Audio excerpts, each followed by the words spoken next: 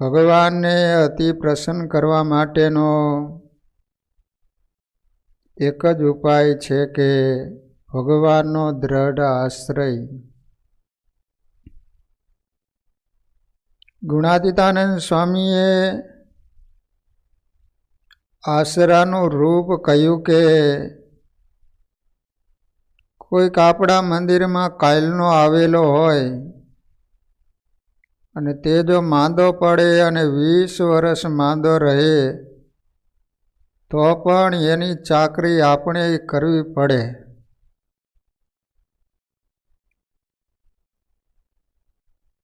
સર્વશાસ્ત્રનો સિદ્ધાંત કયો છે? ભગવાનનો આશરો કરવો. મહારાજે મોક્ષનું કારણ પણ દ્રઢ આશરો બતાવ્યો છે.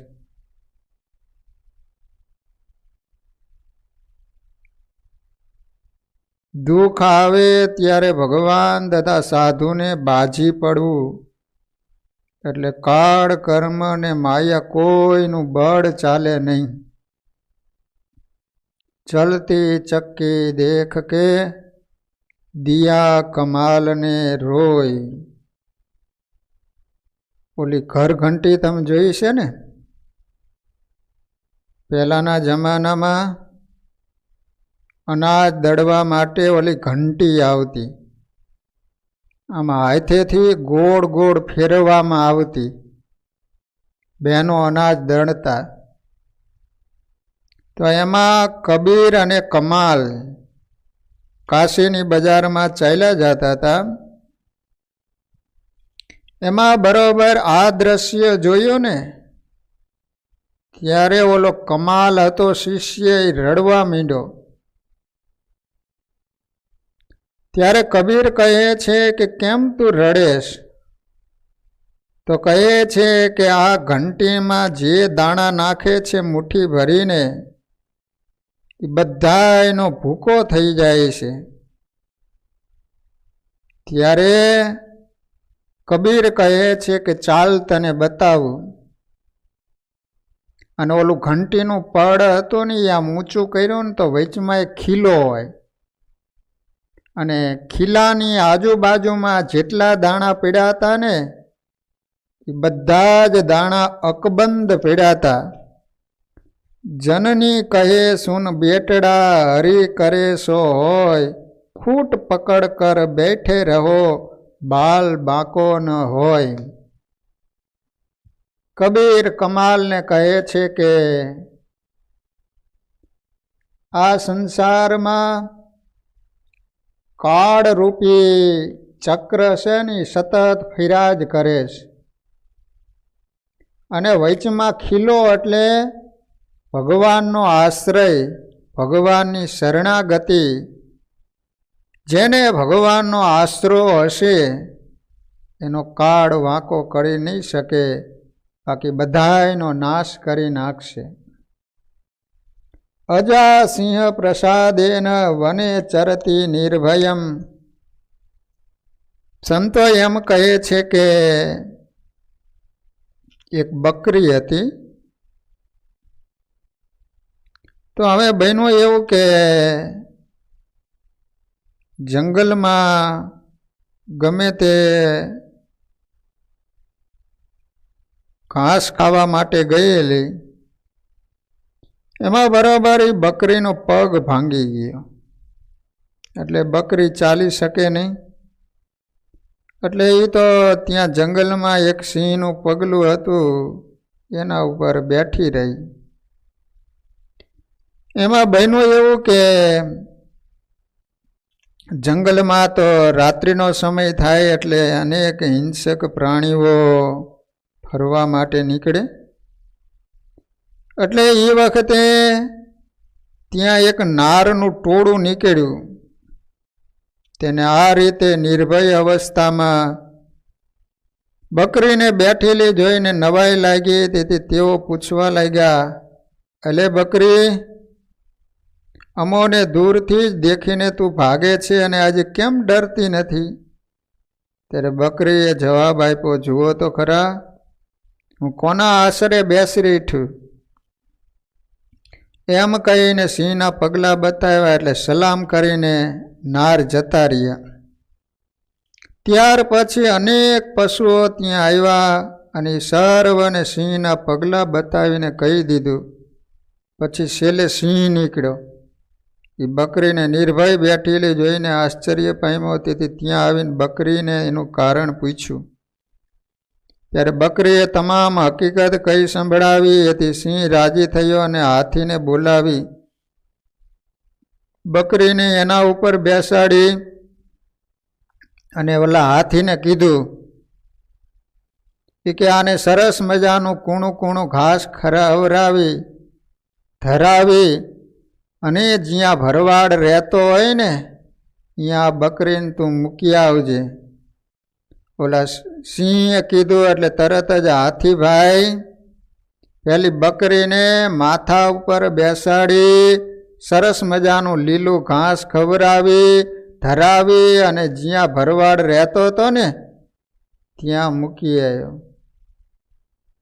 તો હું તમને એમ કહું છું કે એક સિંહના પગલાંને કારણે બકરીનો કોઈ વાળ વાંકો ન કરી શક્યા હોય તો પછી જે ભગવાનના શરણે બેઠા હોય એનો કાળ કર્મ કે માયા પણ વાળ વાંકો કરી શકે નહીં.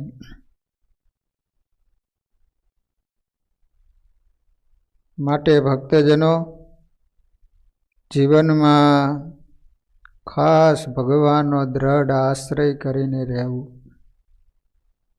ગીતાજીમાં કૃષ્ણ ભગવાને કહ્યું છે કે દેવી એષા ગુણમયી મમ માયા દુરત્યયા મામેવ ય પ્રપદ્યંતે માયા મેતામ તરંતિ તે.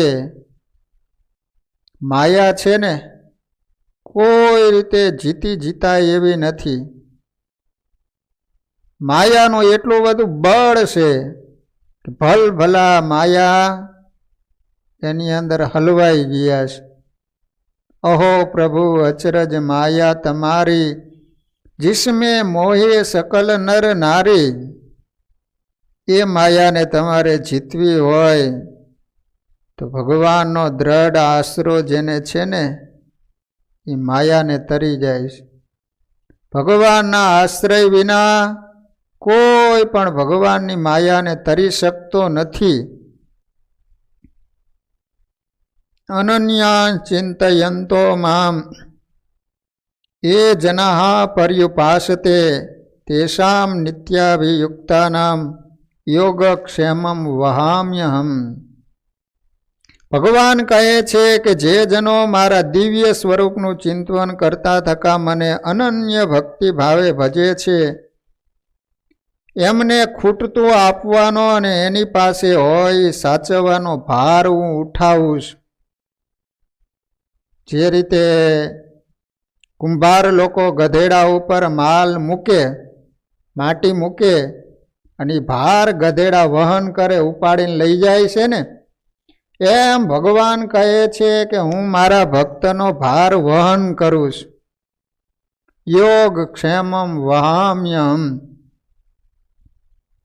શ્રીધર સ્વામી હતા ને એ બહુ વિદ્વાન હતા અને ભગવાનના ભગત હતા.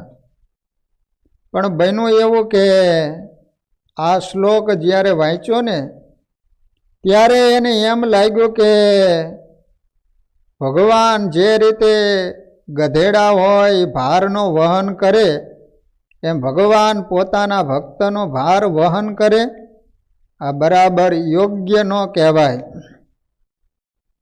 એટલે એને શું કર્યું આ વહામી શબ્દ હતો ને એના ઉપર ચેકો મારી દીધો. વહામી શબ્દને બદલે શ્રીધર સ્વામીએ દદામી શબ્દ લખી નાખ્યો. હવે બન્યું એવું કે શ્રીધર સ્વામી સવારે સ્નાન કરવા માટે નદીએ ગયા. એના પત્ની એના ઘરે હતા. એ વખતે એક નાનો બાળક લગભગ 12-13 વર્ષનો હશે એ પોતાના માથા ઉપર એક મોટું પોટલું ઉપાડીને આવ્યો. માન ઉપાડી શકે ને એવું. આવી અને ઓલા શ્રીધર સ્વામીના પત્નીને કહે છે કે લ્યો આ સામાન ઉતારી લ્યો. તો કહે છે કે તમે કોણ છો? તો કહે હું એનો સગો છું. એમ તમારા ઘરે કાંઈ ખાવા માટે છે નહીં ને, એટલે તમને મદદ કરવા માટે આ બધી વસ્તુઓ મોકલાવી છે. ઓલો બાળક જ્યારે બોલે છે ને ત્યારે બાળકની જીભ ઉપર આમ છરીથી કોઈ આમ ચેકો માર્યો હોય ને, મોઢામાંથી લોહી નીકળી રહ્યું છે. ત્યારે શ્રીધર સ્વામીના પત્ની હતા એ કહે છે કે આ મોઢામાં તમને કોને ચેકો માર્યો છે? તો કહે છે કે તમારા પતિએ. મારા પતિએ ચેકો માર્યો છે? તો કહે છે કે હા. આટલું કહીને બાળક તો નીકળી ગયો. શ્રીધર સ્વામી જ્યારે આવ્યા ને ત્યારે એના પત્નીએ વાત કરી કે આ પોટલું ભરી અને સંપત્તિ આપી ગયા છે. નાનો બાળક હતો પણ એ બોલતો હતો તો એની જીભ ઉપર કોઈ ચેકો મારેલો હતો, લોહી ટપકતું હતું. મેં એને પૂછ્યું ત્યારે એમ કહ્યું કે શ્રીધર સ્વામીએ ચેકો માર્યો છે. ત્યારે શ્રીધર સ્વામીને લાઈટ થઈ કે ખરેખર ભગવદ્ ગીતાજીનો જે શ્લોક હતો ને, વહામી શબ્દ, એના ઉપર મેં ચેકો મારી અને મેં દદામી શબ્દ લખ્યો ને, એ ખરેખર શ્લોક ઉપર ચેકો નહોતો માર્યો, પણ મેં ભગવાનની જીભ ઉપર ચેકો માર્યો.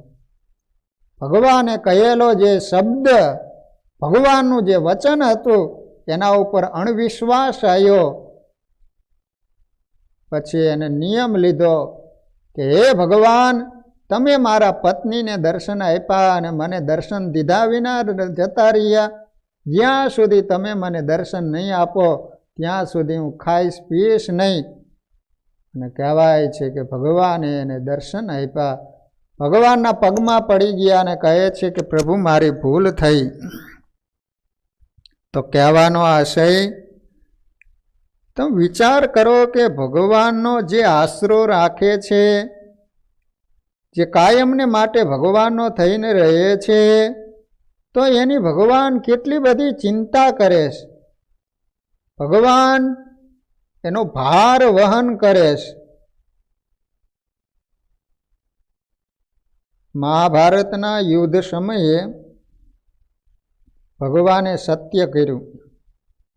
ભગવાન સ્વયં એક સારથી બન્યા અને શરણે આવેલા અર્જુનનું અનેક પ્રકારે રક્ષણ કર્યું. अब सौंप दिया इस जीवन का सब भार तुम्हारे हाथों में, मेरी हार तुम्हारे हाथों में और जीत तुम्हारे हाथों में. आ रीते जे भक्त भगवान ने सौंपी दे छे ने तो एनी सारी जवाबदारी भगवान उपाड़े छे. अर्जुनजी भगवानना थईने रह्या तो आवुं शरणागतपणुं जोईने ज भगवाने पोताना महान भक्तराज शतधनवाने पण मरावी नाख्यो हतो. एक गोपाळानंद स्वामीनी वातमां बहु सरस मजानी वात आवे छे. श्रीकृष्ण भगवान अर्जुन ने साथे लई अने शतधनवाने जीतवा माटे गया छे. शतधनवाय भगवाननो भगत हतो. अर्जुनजी भगवानना भगत हता. पण भगत भगतमां केटलो फेर होय छे.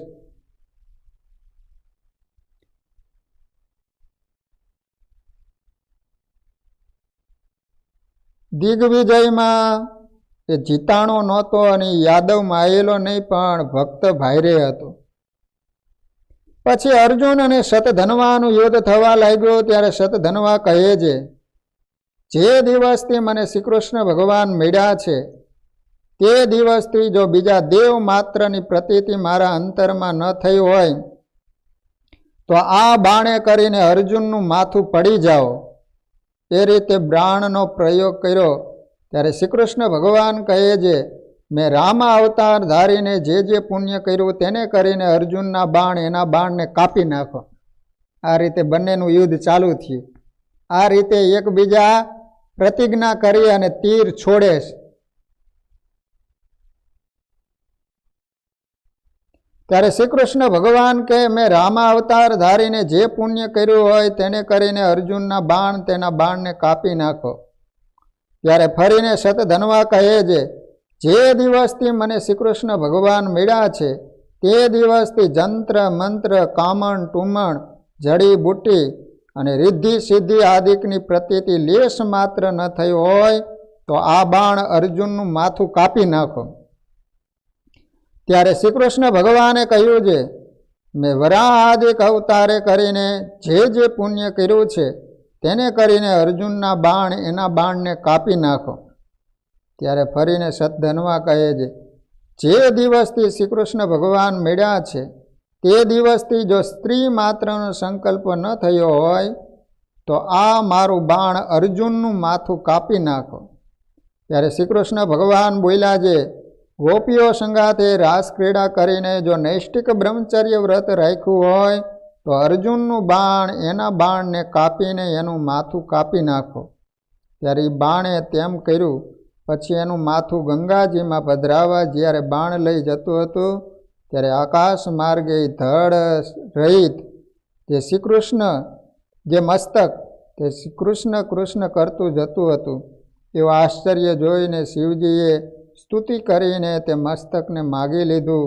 એવા એ ભક્ત હતા તો પણ અર્જુન જેવા ન થયા. અર્જુન એના તીરે શતધન્વાનું મસ્તક કાપી નાખ્યું. પછી શતધન્વાનું જે માથું હતું ને એને ઓલું તીર લઈ અને ગંગાજીમાં પધરાવવા માટે જાતું હતું. તો કપાઈ ગયેલું મસ્તક કૃષ્ણ કૃષ્ણ કૃષ્ણ કૃષ્ણ આ રીતે બોલતું હતું. શંકર ભગવાને જ્યારે આ જોયું ને ત્યારે આશ્ચર્ય પામી ગયા કે મસ્તક કપાઈ ગયું છે તોય કૃષ્ણ કૃષ્ણ કૃષ્ણ બોલે છે. એ શતધન્વા કેવા ભગત હશે, જિંદગી પર્યંત એને કેટલું ભગવાનનું ભજન કર્યું હશે કે મસ્તક કપાઈ ગયું છે છતાંય પણ કૃષ્ણ કૃષ્ણ બોલતું હતું. શંકર ભગવાને આ જોયું, તરત જ સ્તુતિ કરી અને મસ્તકને માગી લીધું. એવા શતધન્વા ભગવાનના ભગત હતા ને તોય પણ અર્જુન જેવા ન થયા. કારણ શું હતું? અર્જુન છે ને સર્વ પ્રકારે ભગવાનની શરણાગતિ સ્વીકારેલી હતી. ભગવાન જેમ કહે એ પ્રમાણે કરનારા ભગત હતા. જો શતધન્વા ભગવાનના ભગત જ હોત તો પછી ભગવાનની સામે યુદ્ધે ચડે તો પછી ભગવાન કે એમ કરવું જોઈએ ને. એટલે અર્જુન અને શતધન્વામાં આટલો ફેર છે. ભગત તો હતા, આપણે બધા ભગવાનના ભગત તો છીએ, પણ હજી કેટલી શરણાગતિ, કેટલા આપણે ભગવાનને સમર્પિત થયા છીએ એના ઉપર આધાર હોય છે. સ્વામિનારાયણ ભગવાન વખતે કેટલા બધા ભક્તજનો હતા જ ને, પણ દાદા ખાચર જેવા સ્વામિનારાયણ ભગવાનને વહાલા બન્યા. દાદા ખાચરની સ્વામિનારાયણ ભગવાન જેટલી ચિંતા રાખતા હતા એટલી ચિંતા બીજા ભક્તોની શા માટે નહોતા રાખતા? કારણ કે દાદા ખાચર સર્વ પ્રકારે સ્વામિનારાયણ ભગવાનને સમર્પિત થઈ ગયા હતા. દાદા ખાચર સાવ શૂન્ય ભાવ, જેમ ભગવાન કહે તેમ. અને એને કારણે દાદા ખાચરને જિંદગી પર્યંત કોઈ દિવસ કોઈ પણ પ્રકારની ચિંતા નથી થઈ. ભાવનગરના વજેસિંહ હોય તો ભલે, વડોદરાનો દાદો દીવાન હોય તો ભલે, ભડલીના ભાણ ખાચર હોય તો ભલે, અવારનવાર આવીને હુમલા કરે ને, દાદા ખાચરને કોઈ ચિંતા ન હોય. બધી સ્વામિનારાયણ ભગવાન ચિંતા કરે, શું કરવું, કઈ રીતે દાદા ખાચરની રક્ષા કરવી. જોયું ને ભક્તો, અર્જુન અને શતધન્વા બંને ભગત હતા, છતાંય પણ શ્રી કૃષ્ણ ભગવાને અર્જુનજીનો પક્ષ રાખ્યો. એનું શું કારણ? તો એનું કારણ એ છે કે અર્જુન શરણાગત ભગત હતા અને ભગવાન કહે એમ જ કરતા હતા. જ્યારે સતધનવા શરણાગત ભગત ન હતા, એ તો કેવળ શ્રી કૃષ્ણ ભગવાન માનીને ભજન કરતા હતા.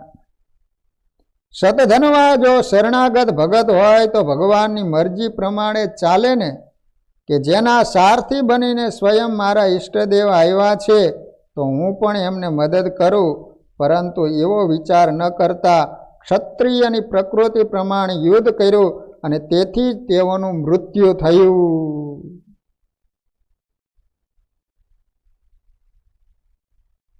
આપણે જોઈ ગયા કે જે વ્યક્તિ પ્રભુને શરણે આવે એના સંચિત, પ્રારબ્ધ અને ક્રિયમાણ આ ત્રણેય પ્રકારના કર્મો નાશ પામે છે. પરંતુ સંપૂર્ણ શરણાગત ભગત ક્યારે થયા કહેવાય? શરણાગત ભક્તના કેવા લક્ષણ હોય તે જાણીએ શ્રીજી મહારાજની અમૃતમય વાણીથી.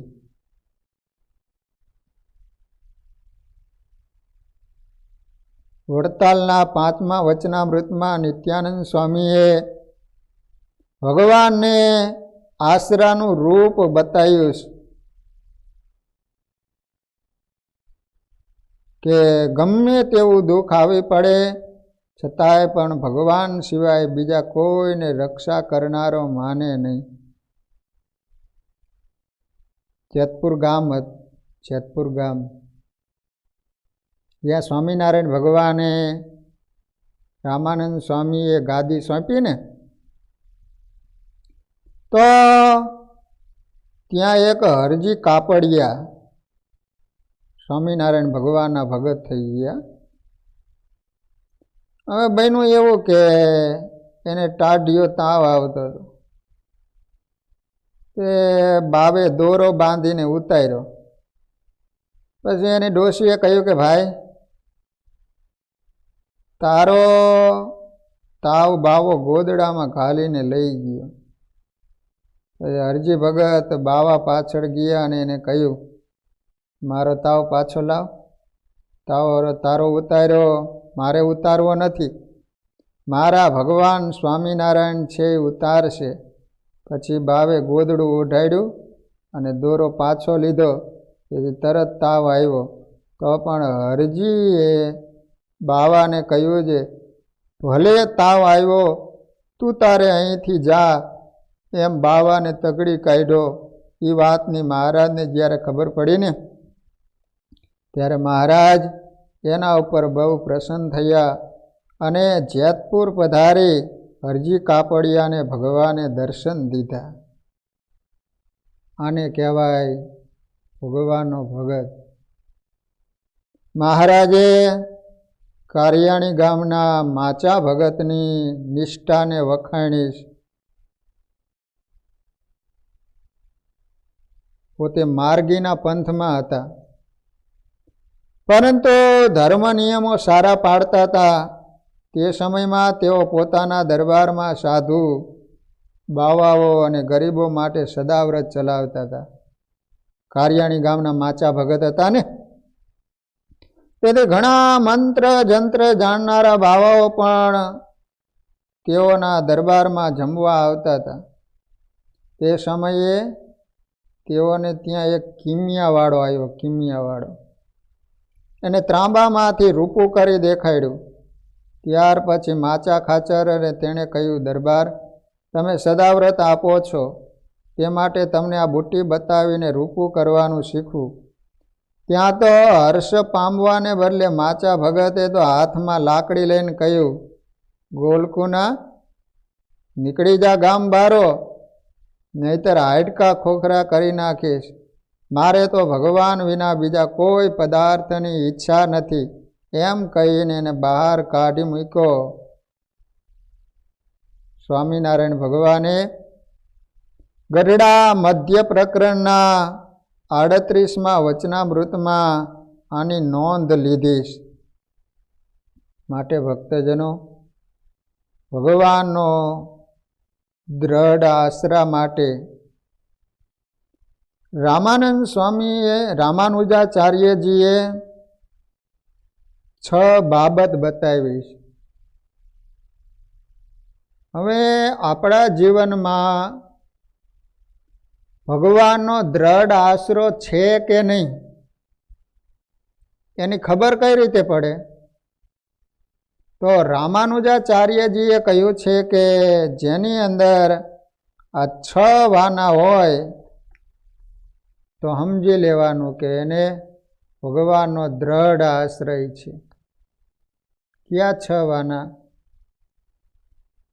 તો પહેલું, આનુકૂલ્યસ્ય સંકલ્પ, પ્રાતિકૂલ્યસ્ય વર્જનમ, રક્ષિષ્યતિ ઈશી વિશ્વાસ.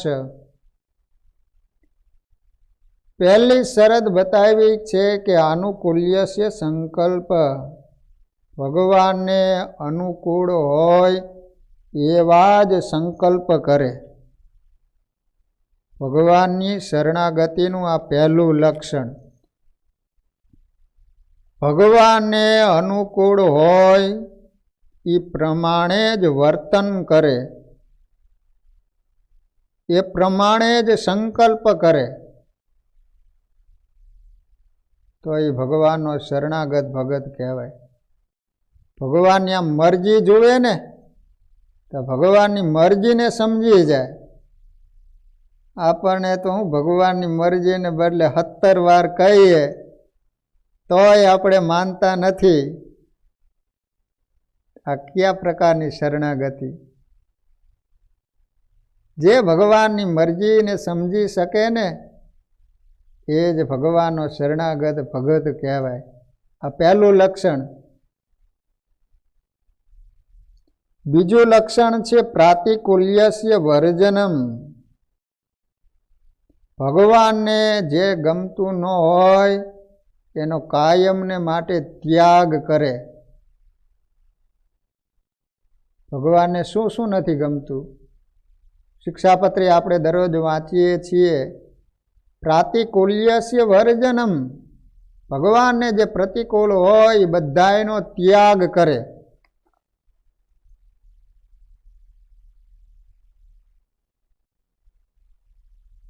ગઢપુરમાં લાધા ઠક્કર હતા. એ 3 ભાઈ હતા. તો એમાં નાનો દીકરો હતો ને એને જોઈએ એટલો સ્વામિનારાયણ ભગવાનનો મહિમા નહીં. હવે બન્યું એવું કે હરજી ઠક્કરના મા હતા ને એ બરોબર સવારમાં સ્વામિનારાયણ ભગવાન અક્ષર ઓરડીની બાજુમાં જે કૂવો છે ને ત્યાં મૂળજી બ્રહ્મચારી ભગવાનને સ્નાન કરાવતા હતા. એમાં ઓલી ત્રાંબા કુંડી, ત્રાંબા કુંડી એટલે જેમાં ગરમ પાણી કરવાનું હોય અને ભગવાનને સ્નાન કરાવતા હોય. તેમાં એ ત્રાંબા કુંડી નાની હતી એટલે 1-2 વાર ભરવું પડે પાણી. તે હરજી ઠક્કરના માએ આ જોયું એટલે એને વિચાર કર્યો કે આપણા ઘરે મોટી ત્રાંબા કુંડી છે ને તો એ ભગવાનને આપણે આપી દઈએ ને તો એક આખી ભરી હોય ને તો ભગવાનને સ્નાન કરાવી શકાય. ત્યારે મોટી ત્રાંબા કુંડી હતી, ભગવાનને અર્પણ કરી દીધી. નાના દીકરાને ખબર પડી કે આપણા ઘરે ત્રાંબા કુંડી હતી, આપણી માએ સ્વામિનારાયણ ભગવાનને આપી દીધી. એટલે એ મનજી ઠક્કર કહે છે કે માં, સ્વામિનારાયણ ભગવાનને દેનારા તો કેટલાય છે ને, આપણને કોણ આપશે? તમે ત્રાંબા કુંડી આપી દીધી, આપણે શું કરવાનું? ત્યારે એના મા કહે છે કે બેટા, સ્વામિનારાયણ ભગવાનને ત્રાંબા કુંડી આપી દીધી એ તને ગમ્યું નહીં અને તું મને એમ કહે છે કે સ્વામિનારાયણ ભગવાનને શા માટે આપી દીધી? એમને દેનારા તો કેટલાય હોય એમ.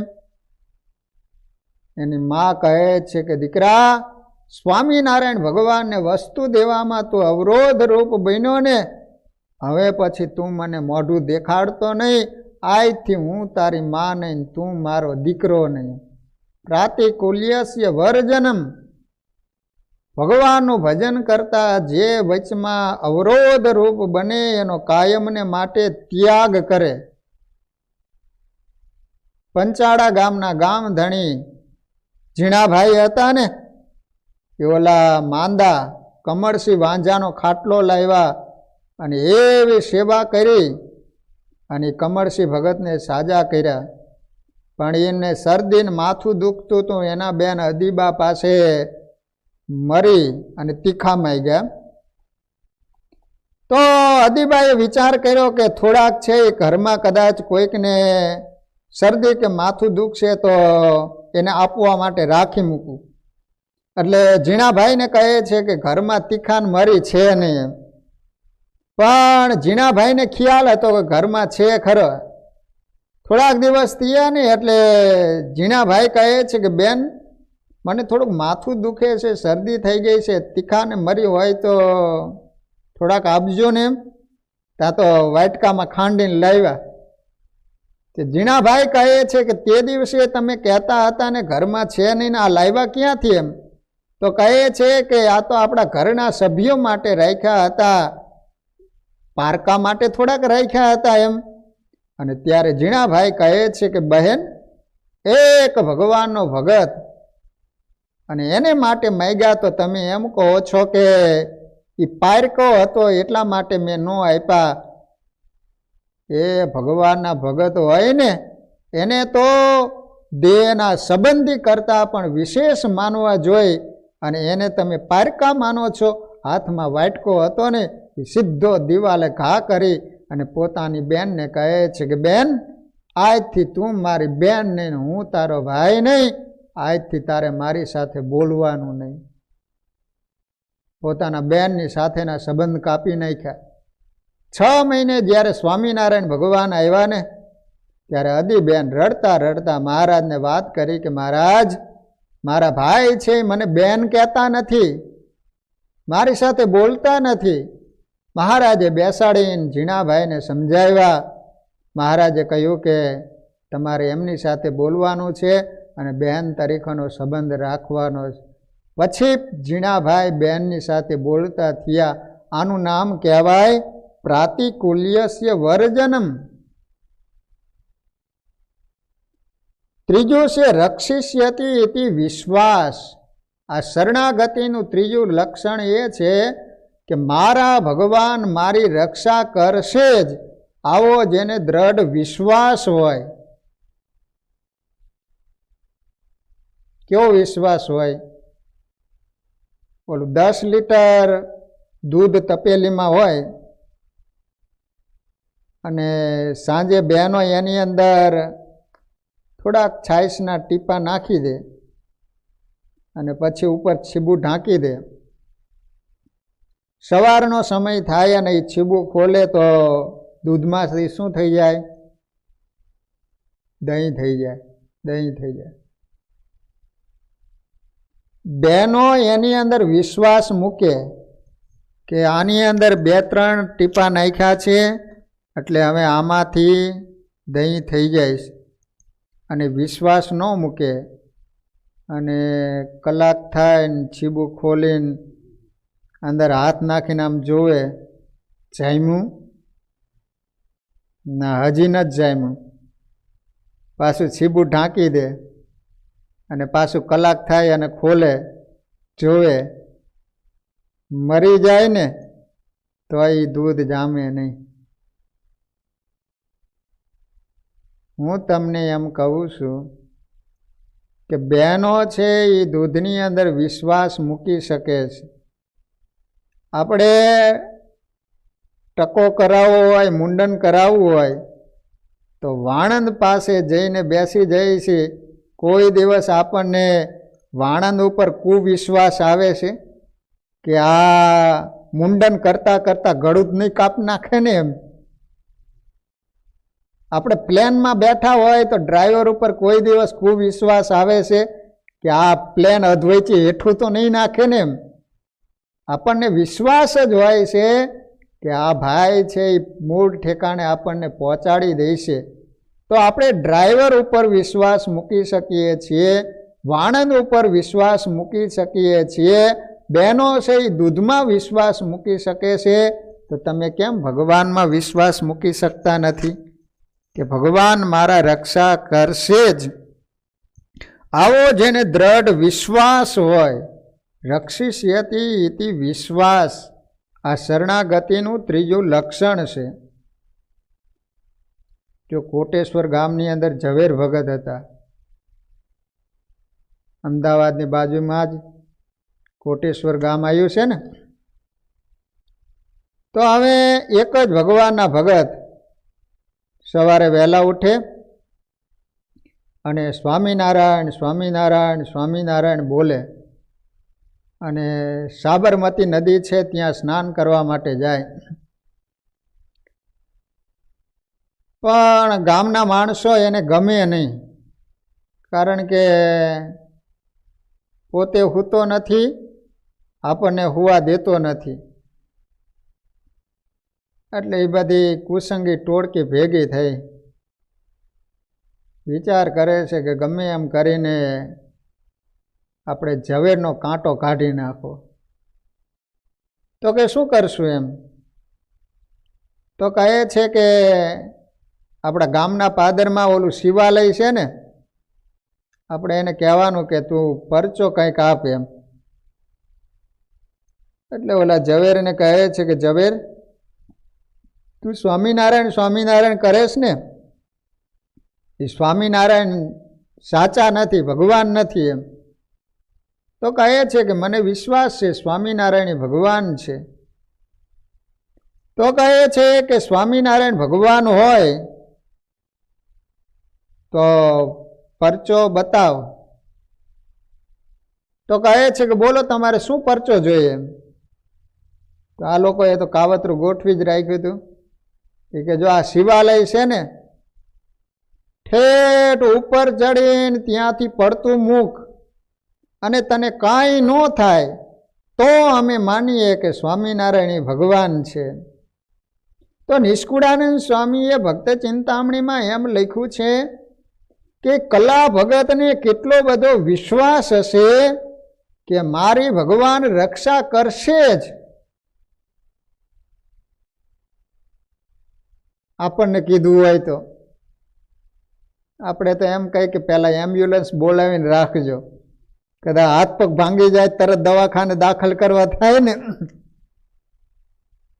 તો નિષ્કુળાનંદ સ્વામીએ લખ્યું કે ભલો ભોળો ભગત એ શિવાલય ઉપર ચડ્યો અને ત્યાંથી સ્વામિનારાયણ સ્વામિનારાયણ સ્વામિનારાયણ બોલતા પડતું મૂક્યું, નીચે પડ્યો ને સ્વામિનારાયણ ભગવાને ઝવેર ભગતનો વાળ વાંકો ન થવા દીધો. માટી ખંખેરી અને તરત જ ઝવેર ભગત ઊભા થઈ ગયા. પેલા ઓલા કુસંગી લોકો હતા એને કહે છે કે ચાલો સ્વામિનારાયણ ભગવાન છે ને, હવે તમને પ્રતીતિ આવી ને, ચાલો તમે બધા જ સ્વામિનારાયણ ભગવાનના ભગત બની જાઓ. તમે કહેતા હતા ને કે તમને કાંઈ ન થાય તો અમે બધા સ્વામિનારાયણના ભગત બની જઈશું. ઓલા કે અમારાથી કાંઈ નહીં થાય, એ તો હાથ ખંખેરીને ઘર ભેગા થઈ ગયા. આનું નામ કહેવાય રક્ષિષ્યતિ ઇતિ વિશ્વાસ. મારા ભગવાન મારી રક્ષા કરશે જ, આવો જેને દ્રઢ વિશ્વાસ હોય. આ શરણાગતિનું ત્રીજું લક્ષણ છે. ચોથું લક્ષણ છે ગોપ્તૃત્વ વર્ણમ, કહેતા રક્ષકની પસંદગી કરવી. જો આ પૃથ્વી થઈ ત્યારથી અદ્યાપી પર્યંત કેટલાય દેવી દેવતાઓ ઈશ્વરો અવતારો આ પૃથ્વી ઉપર છે, પણ એમાંથી એકની તમારે પસંદગી કરવી જોઈએ. જો આ દુનિયાની અંદર કેટલા બધા પુરુષો છે, પણ પુરુષનું જો સુખ જોતું હોય તો સ્ત્રીએ એ બધા પુરુષમાંથી એકને ધણી કરવો પડે. જેને ધણી બનાવે એ સ્ત્રીની આખી જિંદગી સર્વ પ્રકારે ચિંતા કરે, સર્વ પ્રકારે એની રક્ષા કરે, સર્વ પ્રકારે એનું પોષણ કરે છે ને. એમ અવતારો ઘણા બધા છે, પણ એમાંથી એક ભગવાન તરીકેની પસંદગી કરવી જોઈએ.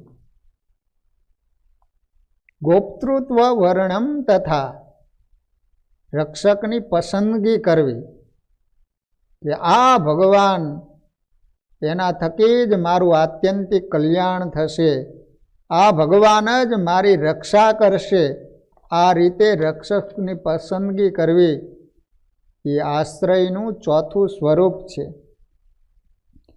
પાંચમું આત્મનિક્ષેપ, આત્મશુદ્ધા સર્વસ્વ ભગવાનને અર્પણ કરી દેવું.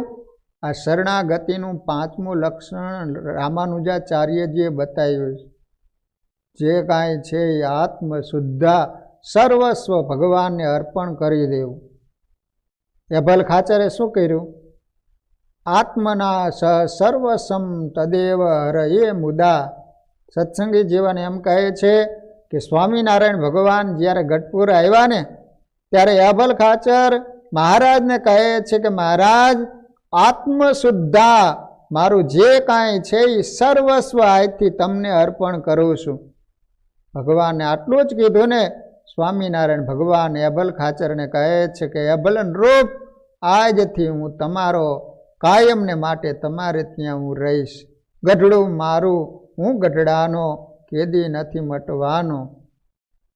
આત્મનિક્ષેપ, આત્મશુદ્ધા સર્વસ્વ ભગવાનને અર્પણ કરી દેવું. પછી કાર્પણ્યમ એટલે દીનતા. આ શરણાગતિનું છઠ્ઠું લક્ષણ છે, દીનતા. ભગવાને ગમે એટલું આપ્યું હોય ને છતાંય સત્સંગમાં કાયમને માટે દીન બનીને રહે.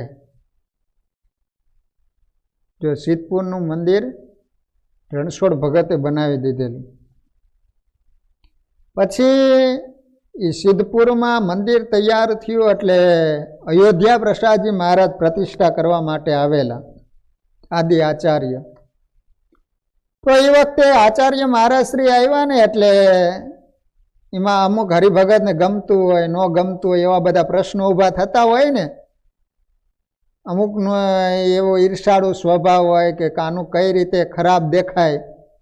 એટલે આચાર્ય મહારાજને કહે છે કે આ મંદિરમાં રણછોડ ભગતે જે ખર્ચો કરવો જોઈએ એના કરતાં વધુ પડતો ખર્ચો કર્યો છે, વધારે રૂપિયાનો બગાડ કર્યો છે. આવી રીતે આચાર્ય મહારાજની આગળ બધી આમ બધું વાતું કરી. ત્યારે આચાર્ય મહારાજને તો ખબર હોય નહીં. હવે જે હરિભક્તો વાત કહે એ વાત સાંભળવાની જ હોય. એટલે તરત જ આચાર્ય મહારાજ શ્રી ઓલા રણછોડ ભગતને બોલાવી અને કહ્યું કે આ રીતે ધર્માદાના પૈસા હોય એ જ્યાં જરૂર હોય ત્યાં વાપરવા જોઈએ એટલા, પણ વધારે પડતો શા માટે તમે ખર્ચો કર્યો એમ. એટલે મહારાજ શ્રી જરાક આમ ગરમ થઈ ગયા. ત્યારે રણછોડ ભગત આચાર્ય મહારાજ શ્રીને કહે છે કે મહારાજ શ્રી આ તો ફક્ત તમે શબ્દોથી જ મને કહ્યું ને, કદાચ તમારા પગનું ખાસડું છે ને જોડું કાઢીને કદાચ મને મારો અને તમારું જોડું સાફ કરીને તમારા પગમાં હું ન પહેરાવું ને ત્યાં સુધી હું રણછોડ ભગત સાચો ન કહેવાવું એમ. પછી બીજા કોઈક હરિભગત હશે અને આચાર્ય મહારાજને વાત કરી કે બાપજી આ જે મંદિર કર્યું છે ને એ મંદિરમાં 50% ફાળો તો આ રણછોડ ભગતનો છે.